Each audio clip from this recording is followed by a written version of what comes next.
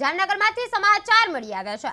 SIR special invitation રિસીવલ કામગીરીની ગેરરીતિના આક્ષેપો લઈ કોંગ્રેસ રેલી યોજી આવેદનપત્ર પાઠવ્યું છે અને છેલ્લી ઘડીએ ફોર્મ નંબર 7 સબમિટ કરવાના મુદ્દે કોંગ્રેસે કડક વિરોધ નોંધાવ્યો હતો। કોંગ્રેસનો આક્ષેપ છે કે રાજકીય ઇશારે બેનામી અરજીઓ કરી હજારો મતદારોના નામ કમી કરવાની કોશિશ કરવામાં આવી રહી છે।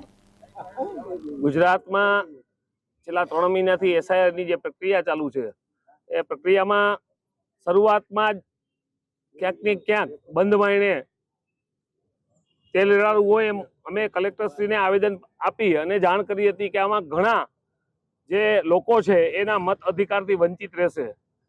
આ કોઈ પ્રક્રિયા નથી પણ ષડયંત્ર કહી કે ચૂંટણી પંચે સરકાર સાથે હાથ મિલાવીને પાટલા બાઈને ષડયંત્ર રચ્યું એમ તમે જોવો છો। છેલ્લે ડિસેમ્બર 15 થી જે ફોન નંબર 6, 7 ને 8 એ પ્રક્રિયા ચાલુ થઈ અને એની છેલ્લી ડેડલાઇન 18 જાન્યુઆરી હતી।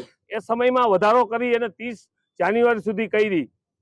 અમદાવાદ ખાતે 3 જેટલી વિધાનસભામાં અચાનક 2 દિવસમાં 10,000 ફોર્મ 7 નંબરમાં જે રિજેક્ટ કરવામાં આવે છે, જેના નામ કમી કરવામાં આવે છે, એને લઈ અને ગુજરાતભરમાં એક ચર્ચા છે। બધી જગ્યાએ સ્થિતિ આ જ છે।